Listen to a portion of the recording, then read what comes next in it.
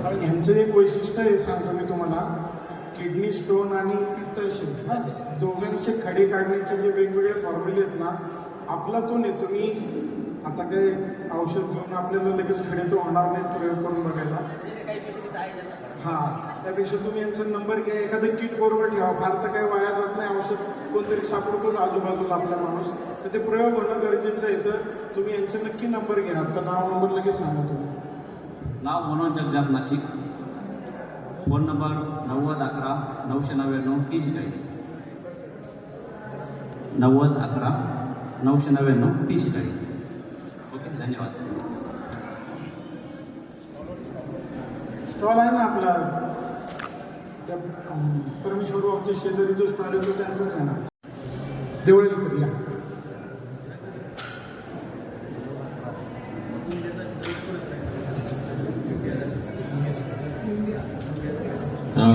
धन्यवाद. पुंड्या जातीचा ऊस कुठल्या शेतकऱ्याकडे आहे का?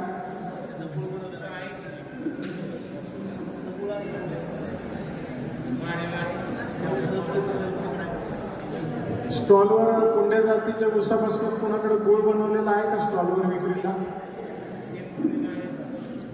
नाही. बरं बरं बरं, नमस्कार म्हणूया छोट्या आवाजामध्ये आणि चालेल ना? नमस्कार. आता जरा कुछ तो खाया है प्रताप जी ने, जो भी खिलाया है, और हमारे अंदर जो ऊर्जा है उसके हिसाब से जोरदार नमस्कार. आप गुस्से से देख रहे हैं, मुझे कुछ लगता है कुछ नहीं. ओके ओके, मैं टाइमर लगाता हूँ ताकि 10 मिनट से ज़्यादा न बोलूँ और कोई मुझे न बोले कि भैया बहुत ज़्यादा बोल रहे हो. चॅलेंज सगळ्यांना आवडतं, ऐसा कोई है जिसको चॅलेंज अच्छा नहीं लगता? बरोबर आहे ना? तुम्हाला आवडतं ना? येस और नो? आवडतं.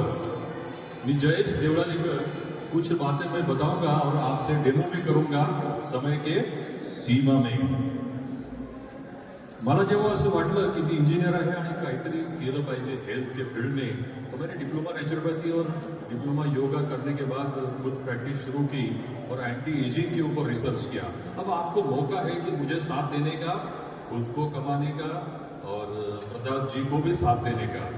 तो कोई आप में से मुझे कुछ लड़के देते हैं, जो अहिल्या नगर में मेरा सेंटर खुल रहा है, तो मैं वहाँ पर उनको प्रशिक्षित करूँगा, जो भी मेरी योग साधना है या फिर टिबेटियन साधना है, और आपको कुछ मुआवजा दूंगा, जैसे 25,000 रुपीज़.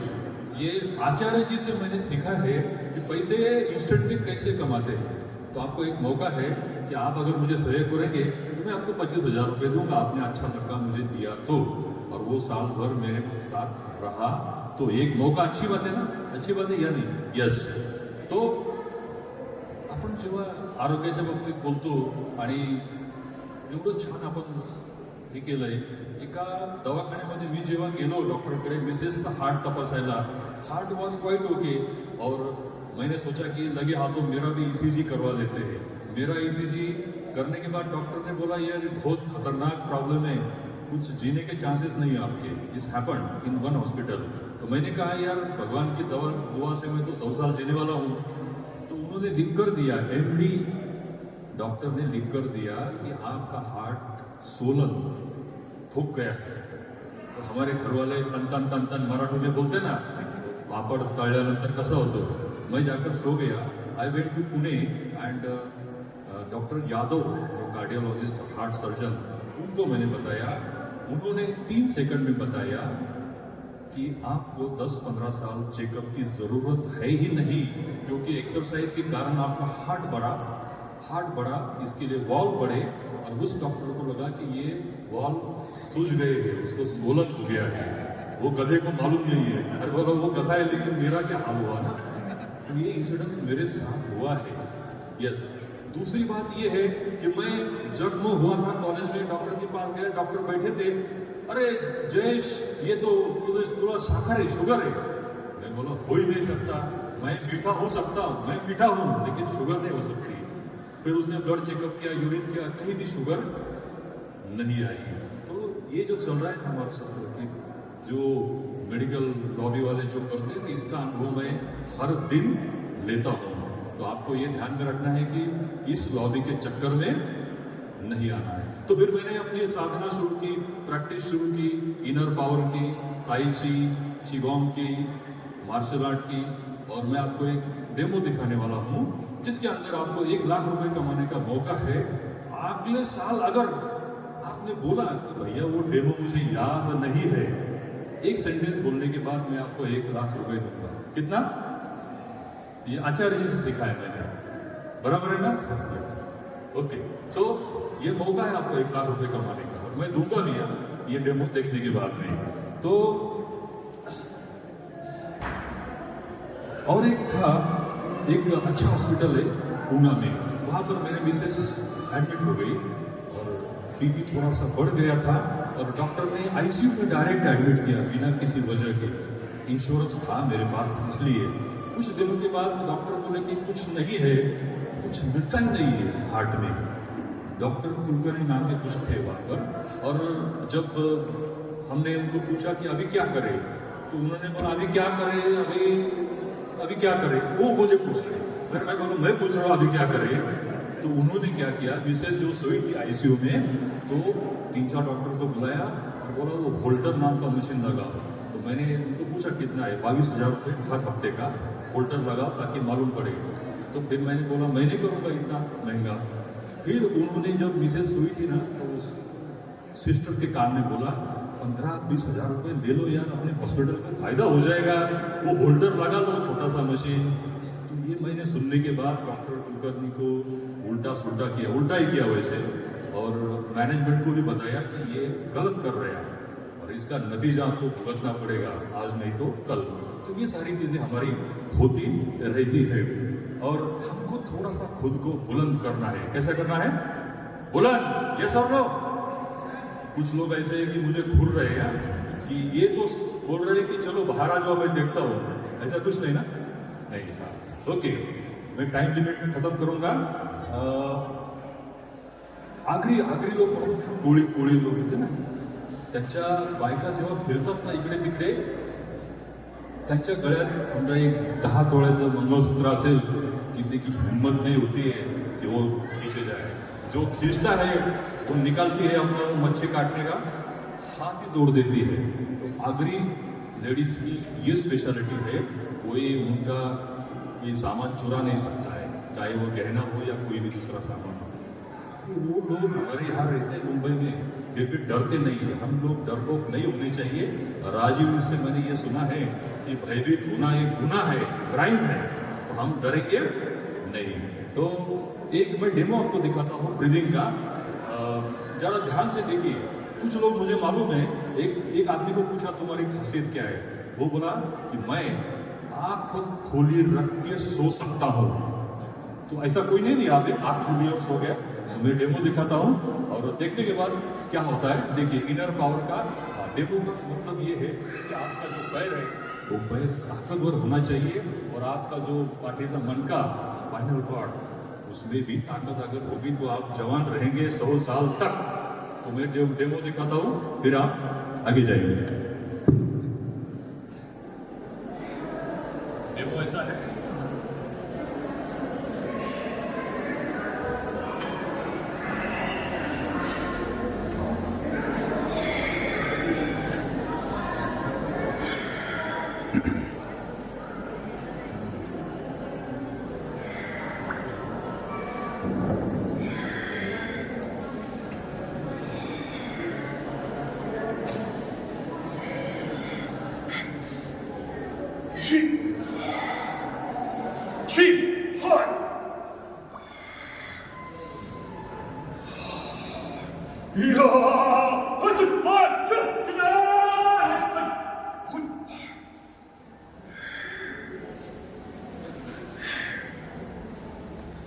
Thank you.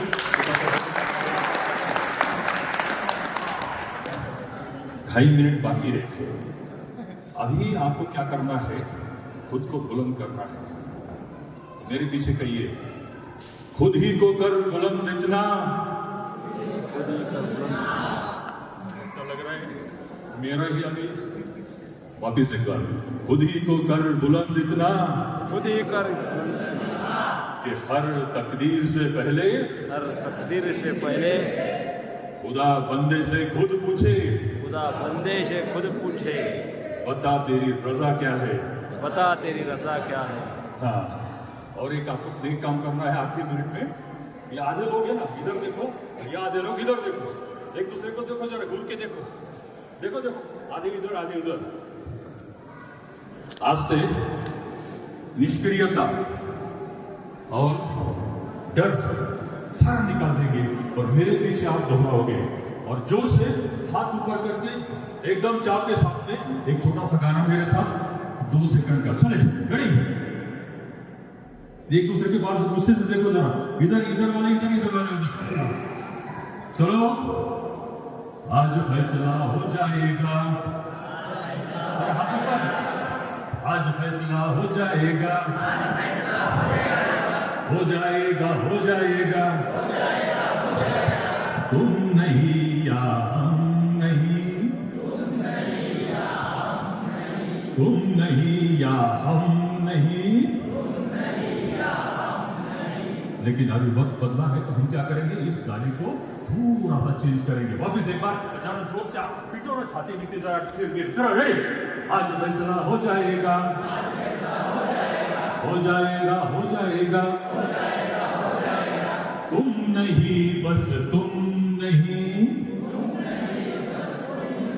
तुम नहीं, बस तुम नहीं। या तो ये हमारे अंदर का डर आपने निकाल दिया है। तुम नहीं, बस तुम नहीं, हम रहेंगे। और इसके साथ ही मिलेंगे जब भी वक्त मिले। आपके मन में क्या चल रहा है मैं थोड़ा सा जानता हूं। आपके मन में ये चल रहा है कि न जाने किसका मुंह मैंने आज सुबह आईने में देखा था, तो किसी ने बताया तुमने तो तुम्हारा ही मुंह आईने में देखा था। ओके, तो इस तरीके से हम आगे जाएंगे। प्रताप जी जैसा आदमी मैंने देखा ही नहीं है। उन्होंने मुझे गुलाम कर लिया। क्या कर लिया? और ये ऐसे लोग हिंदुस्तान में रहेंगे तो पुरानी जो हमारी शान और शौकत है वापिस आएगी। इसके साथ ही मैं खत्म करता हूँ। मेरा नाम जयेश देवड़ालीकर, अहिल्यानगर गुना में मैं रहता हूँ और मोबाइल नंबर बहुत सिंपल है 9822280226। धन्यवाद, धन्यवाद, धन्यवाद।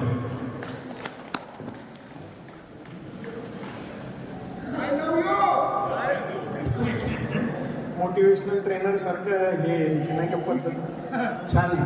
अंकित चिकनी या.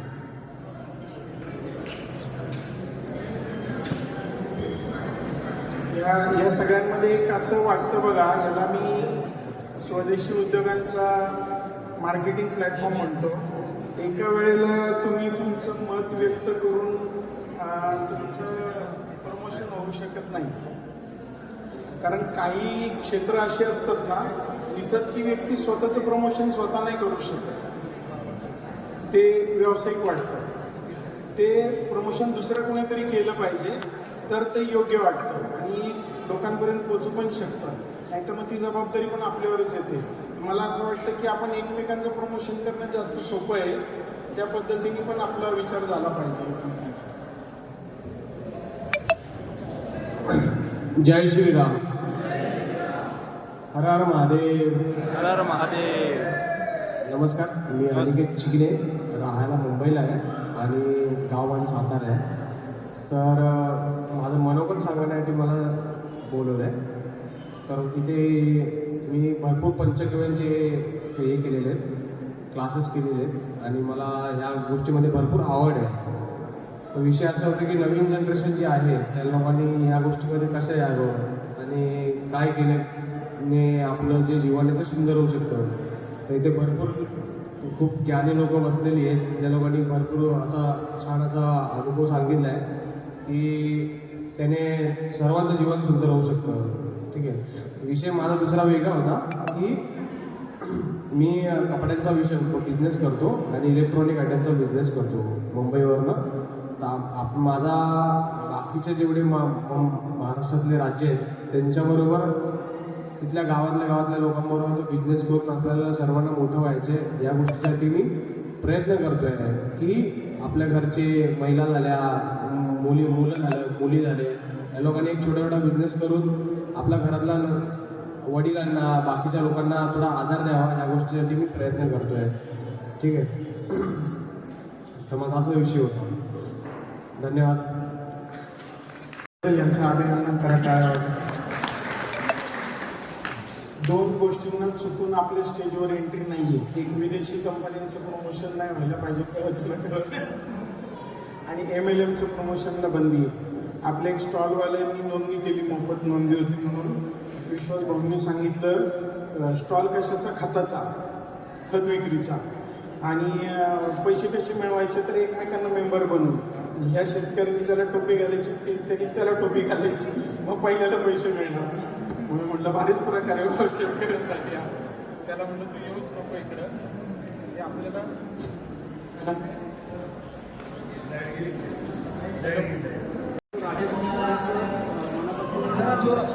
धन्यवाद बोलतो, कारण त्यांच्यामुळे आपल्याला काही गोष्टी समजल्या. दुसरं, प्रताप कदम सरांचं सुद्धा मी धन्यवाद करतो, कारण त्यांनी एवढा बारीक विचार केला की त्यांनी पेन आणि वही पण नाही आणली, त्यांनी पेन आणि वही दिली, म्हणजे काही गोष्टी नोट करता आल्या. तर मी आता डायरेक्ट माझ्या व्यक्तिमत्वात चालू करतो. जेव्हा आपल्याला मेडिकल इमर्जन्सी होते, मेडिकल इमर्जन्सी म्हणजे डायरेक्ट हात बंद, तेव्हा काय करायचं? सुरुवात सांगतो, काही गोष्टी आपण समज गैरसमज असतात. जेव्हा माणसाला होतो पॅरालिसिस, त्याला आपण म्हणतो स्ट्रोक. आवाज आली ना? स्ट्रोक किंवा पॅरालिसिस, त्यावेळी प्रक्रियेने काय करतो माहिती आहे, त्याला अर्धवट ज्ञान हे मेडिकल असतं.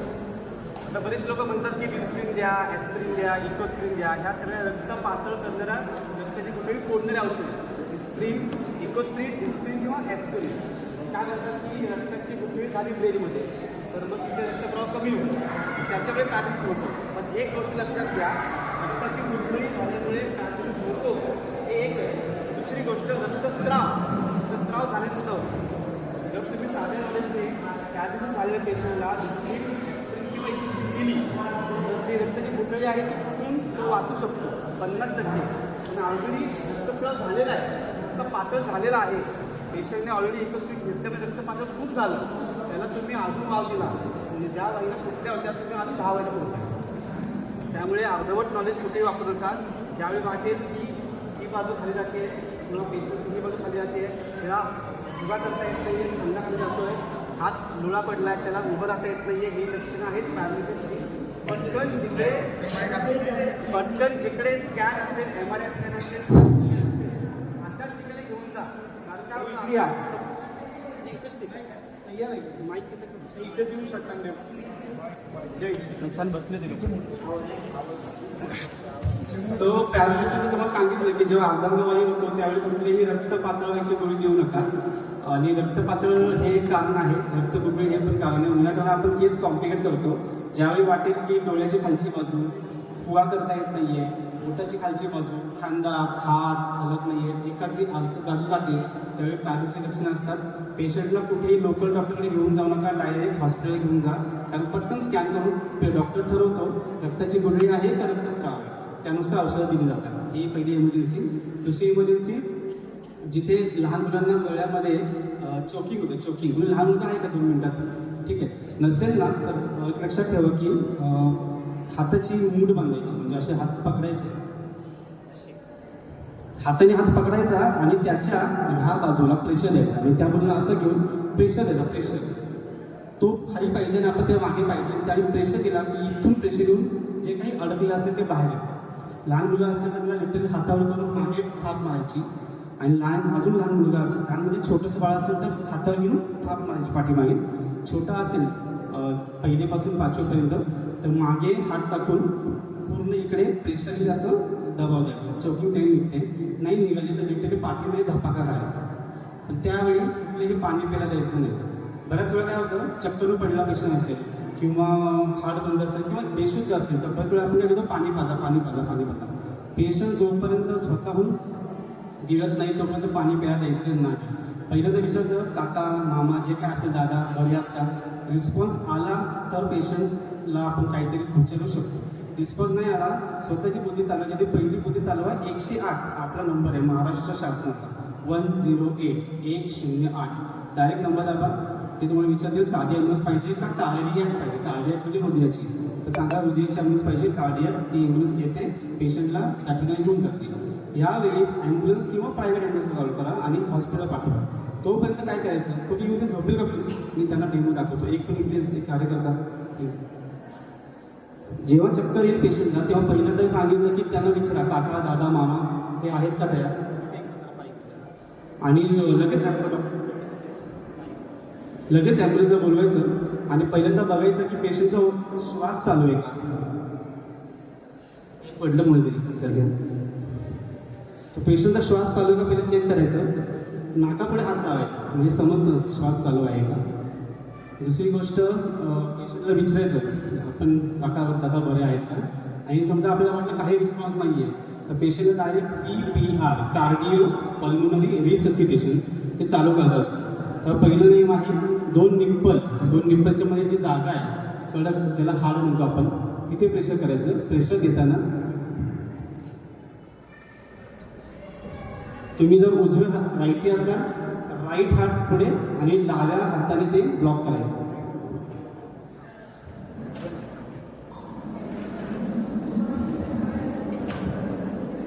मी राईट हात पुढे करणार, डाव्या हाताने ते ब्लॉक करणार आणि जे बोललो दोन निप्पलच्या मध्ये जी जागा असते तिकडे सेंट्रल हार्टला हे प्रेस करणार.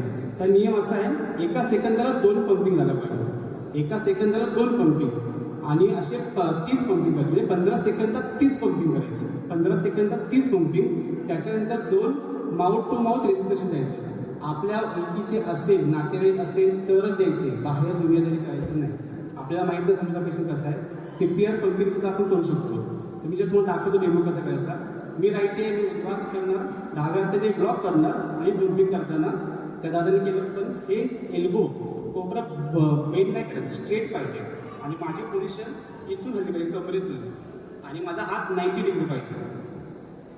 दोन निप्पलच्या मध्ये स्ट्रेट हे ठेवलं दाबलं त्याच्यानंतर ह्याने केलं आणि मी फक्त कमरेतून हलणार आहे.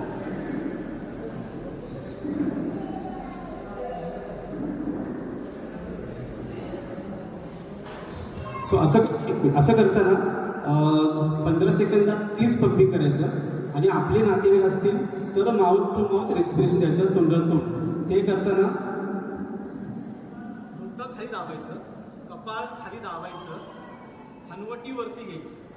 कारण आपलं छत्री कशी असते, छत्री आपली कशी असते बरोबर, आपण अशी असते छत्री गांधीची छत्री.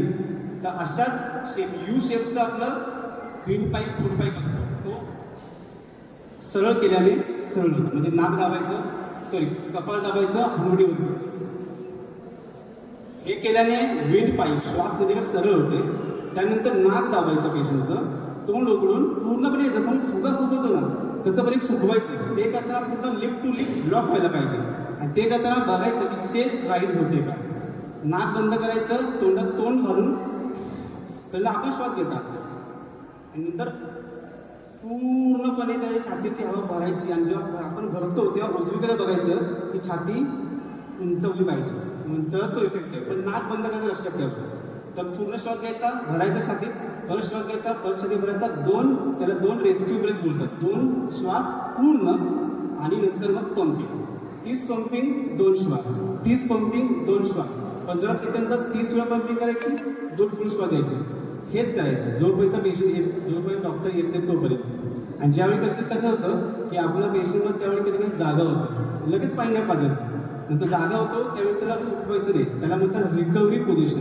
पेशंटला जेव्हा जाग येते, जाग आल्यानंतर पेशंट कसं झोपवायचं, त्याचा हा जो हात आहे डावा तो असा काटकोनात घ्यायचा आणि हा जो हात आहे हा त्याच्या इथे गालाला लावायचा आणि पेशंटला डाव्या साईडला करायचं. म्हणजे जे काही त्याने लाळ असेल इथे अडकून त्याला फेस येतो, परत श्वासाला अटका होतो. मग तो फेस असं केल्याने इथून निघून जातो. मी दाखवतो कसं करायचं.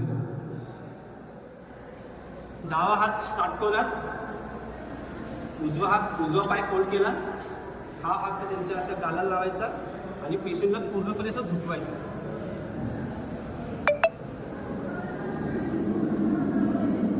याच्याने काय होईल, जे काही लास असले, जे श्वासाला अटक करते ते पूर्णपणे इथून निघून जाईल.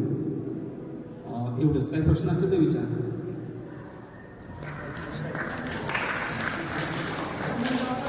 मी होमिओपॅथिक डॉक्टर आहे, पण मी ICUमध्ये काम केलं आहे आणि मला असं वाटतं की सर्वांना कारण हार्ट अटॅक खूप लोकांना येतात, लस हे कारणच आहे. आणि माझी अशी इच्छा आहे की हे सिम्पल टेक्निक जे आपण घरी करू शकतो त्याच्याने हार्ट अटॅक घरच्या घरी सुद्धा आपण पेशंटला रिकव्हरी पोझिशन आणू शकतो. म्हणजे डॉक्टर येईपर्यंत हे जर केलं तर मग पेशंट तिथेच बऱ्याच वेळा जागा होतो किंवा जिवंत होतो. टाळ्या वाजून अभिनंदन करण्याचं. वाजता जायचे सांगा मला, 4 का 5? 4 का? ठीक. पुढच्या वेळेला द्या वेळ. हाँ, ये MP वालों को ले लेंगे. माइक है, आ जाओ. आणि आत्ता तरी कौन सा जिल्हे से आए आप? खंडवा, छिंदवाडा, सगळ्यात लांबून आले म्हणून अभिनंदन करू आपण. आणि हा जे वृक्ष मित्र आहेत ते, आणि ते घेऊन हे अभी पेड़ के गया. हाँ, आओ ना. आपको कितने लोग हैं MP से? सब आ जाओ.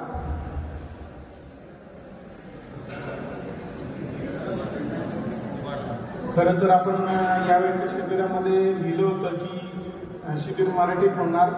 ही चूक परत आपण कधी करणार नाही, योग्य नाही आहे तसं. राजूबाई स्वतःच हिंदी बोलायचे, त्यामुळं आपण तसं इथून पुढची सगळी शिबिर आपली हिंदीत होणार. त्यामुळं हे शेवटचं आपली मराठी भाषा.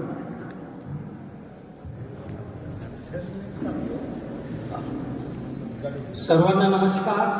भारत माता की भारत माता की वंदे वंदे. आम्ही संसद जिल्हा छिंदवाडा मध्य प्रदेशवरून आलो 6 जणे.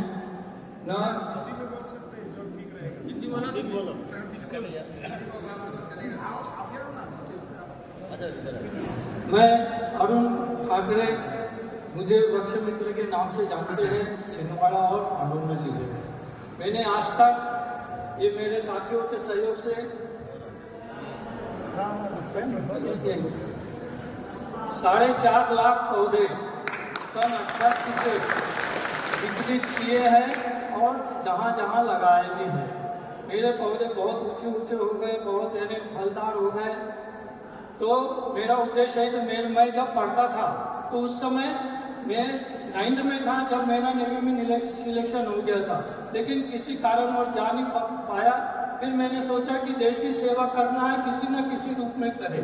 तो मैंने ये वाला मार्ग अपनाया और एक संकल्प लिया गुरु पूर्णिमा 88 में कि मैं अपने जीवन में 5 लाख पौधों का निर्माण कर संभव तक जहाँ तक वृक्षारोपण कर सकूँ, फ्री में बांटूँ अनेक प्रकार के पौधे. जब से मेरा संकल्प आज तक 4.5 लाख पौधों का हो गया है.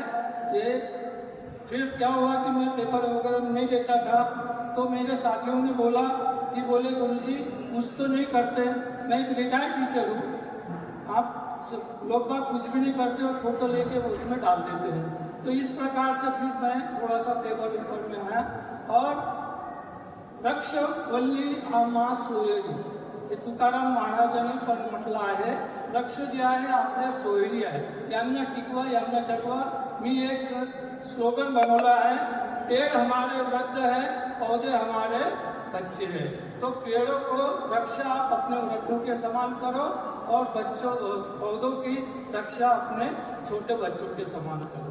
मैंने जीवन में जब कोरोना डिक्लेयर हुआ था उस समय मैंने 10,000 मास्क बना के फ्री में बांटा हूँ.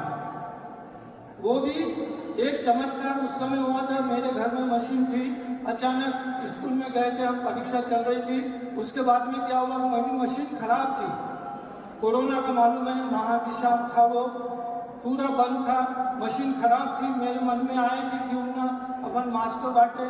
लेकिन ईश्वर की कृपा, एक चमत्कार हुआ कि मैंने मशीन को पोंछ किया और मशीन चालू हो गई. यह सबसे बड़ा चमत्कार हुआ. तो मैंने 10,000 मास्क, हमारा एक यूथ ऑफ सोशल संगठन है, ये कोठे जी है, वो उनके सचिव है, तो इनके साथ में मैंने 10,000 मास्क जो है फ्री में बांटे हैं। और दूसरी बात, मैंने सहपत्नी अपना देहदान मेडिकल कॉलेज छिंदवाड़े को किया है, मरणोपरांत। आपको एक तो बात बता देना चाहता हूँ, जैसे एक नुस्खे है, जैसे हाई बीपी है, हाई बीपी रहती है और लो बीपी। तो हाई बीपी के लिए ऐसा हाथ करना, ऐसा करिए तोंड फाडून, तर हे 21दा करायचं, फक्त 24 तासातून 21दा। तर तुमची जो बीपी आहे, हाय बीपीचे लो नाही व्हायची, नॉर्मल होईल। आता कधी कधी कोणाला काय का लो बीपी राहते, तर असाच हात करायचा, न अशी सिटी वाजवलंय खास हात करायचं, करा। कशी हवा निघाली, थंडी हवा निघाली। तर मात्र असं नाही का ज्यांना लो बीपी आहे ते 21 जास्त करणं, असं काही नाही, फक्त 21दा। न हाईवाले बी 24 तासातून फक्त 21दा, जास्त वेळ नाही करायची। न अजून दुसरी एक गोष्ट सांगू इच्छितो की आपण मंजन करासाठी दखन तोडते ना, त्यातले कोणी निंबाची तोडते, कोणी अनेक प्रकारची तोडते। तर त्यांना तुम्ही काय करता, तोडताना आपलं तोडून फेकून देता। त्यांना असं नका करा, एक लंबी दतून घ्या, त्याला काचेच्या भांड्यात या मग कपामध्ये पाण्यामध्ये तिला ठेवा, अशी तोडून घ्या। न जशी जशी लागते 3 या 4 इंचाची रोजची तोडत जाणं आपलं काम, तेव्हा मंजन करत जा। त्याने काय होईल, तुमचे काचे पर्यावरणाचे जे आहे ते नुकसान नाही व्हायचे। न अजून रोज एक या 2 ग्राम हळद रोज सकाळी पाणी पितात, सर्वच पेत असेल, त्याच्यासोबत रोज खा। तर असं आहे, हळद म्हणजे आयुर्वेदमध्ये सर्वात जास्त अँटीबायोटिक आहे। तर ते हळद खाल्ल्याने काय होतं की तुम्हाला कधीच कोणीच प्रकारचा कॅन्सर होणार नाही, हे माझी गॅरंटी। न डायजेशन खराब होते तर रोज ते काळं मीठ म्हणतो, मराठीमध्ये त्याला पातळ मीठ म्हणतात ना, काळवालं मीठ गड्याचं घ्यायचं, कष्टवालं नाही। हे पातळ मीठ आणि 2 लसणाच्या कळ्या जेवणासोबत खा, तर तुमचं डायजेशन कधीच खराब होणार नाही। बस इतकं बोलून प्रताप सरांना, अजून त्यांच्या टीमला फार फार धन्यवाद। त्यांनी आम्हाला बोलावलं आणि इतकं छान प्रशिक्षण दिलं, फार फार धन्यवाद। का आमची टीम त्यांना आणि बाईसाहेबांना एक कक्ष आणला आम्ही आपल्या नर्सरीतलं, ते या थोडं स्वीकारा, ही माझी त्यांच्यासोबत विनंती आहे।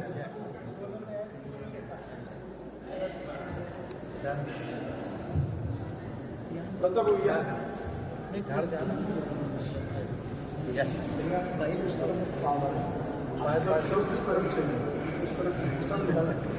इकडे व्हा तुम्ही इकडे व्हा।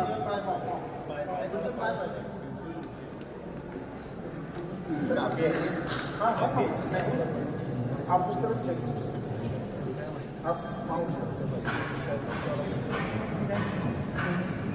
हम MP वालों को सबको माफ़ी चाहते हैं कि हम कार्यक्रम मराठी में रखे हैं, ये गलती आगे से नहीं करेंगे। पूरा कार्यक्रम हिंदी में रखें।